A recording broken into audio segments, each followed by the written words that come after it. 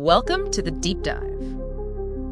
Okay, so the digital world is absolutely buzzing right now. It really is. OpenAI just pulled back the curtain on the ChatGPT agent. The agent, yeah. And we're here to kind of parse what this new agent, it's an AI that can not just talk, but actually do things, what it means for, the future of us working with AI. Collaboration, exactly. Yeah, so today we're diving into this from, let's say, two angles. First, a quick look at its evolution, what it is technically, and then the reactions, right? The practical, on-the-ground feelings of a real power user. Someone using it day to day. Exactly. Our mission, like always, is to give you that shortcut, get you properly informed on this, because it feels pretty significant. It definitely is. So, okay, we've been using these LLMs for a while now, mostly talking to them, ask, answer. The dialogue model. Right.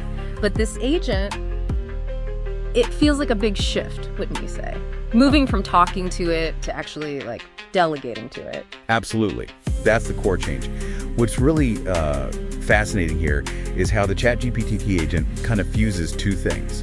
It's like a deep thinking researcher and a task-focused operator. Okay, researcher and operator. How does that work in practice? Well, it's been given this special environment, a sandboxed virtual computer. Sandboxed, meaning safe. Exactly. Safe. And inside that space, it can browse the web, it can write code, actually run the code, and string together multiple steps to get something done.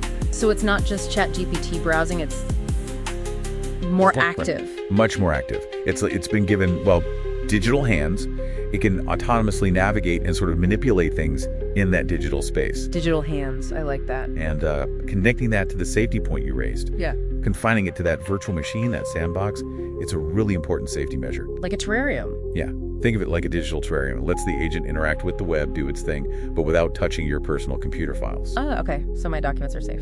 Totally separate. It's a very responsible first step, letting them see how it works, refine it, without putting users at risk unnecessarily. It makes sense. And even that 400 message monthly cap for pro users. Yeah. That also signals a careful, controlled rollout.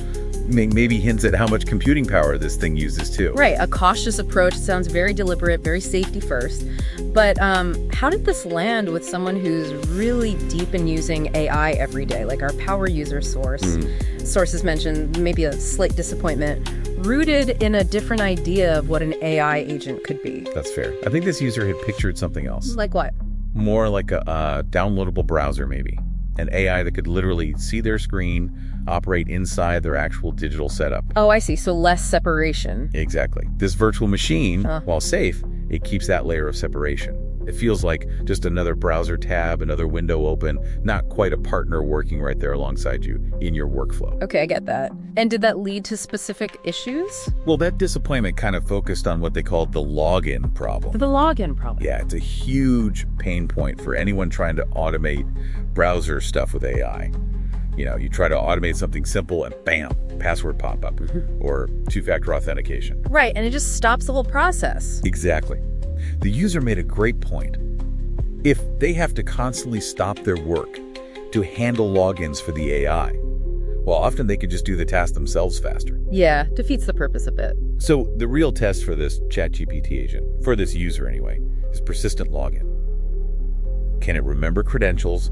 Can it navigate authentication smoothly within its little sandbox? If it could do that. That would be revolutionary. It would smooth out one of the biggest bumps in AI automation for, regular daily use. I can totally see how that would be a game changer. Okay, beyond logins.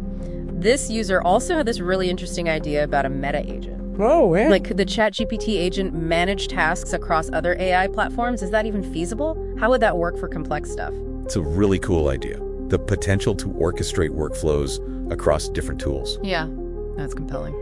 They also did appreciate, though, that the agent is built right into the ChatGPT interface they already know. Familiar territory. Right. They've spent time, cultivating a specific persona or way of interacting with their ChatGPT.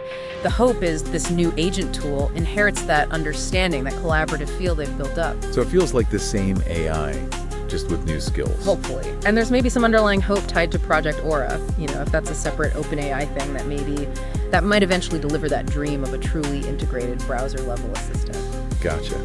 So pulling this all together for you listening, ChatGPT agent is here. It's clearly a huge piece of engineering. Monumental, really. Safe, functional, powerful step towards AI doing more for us, delegation.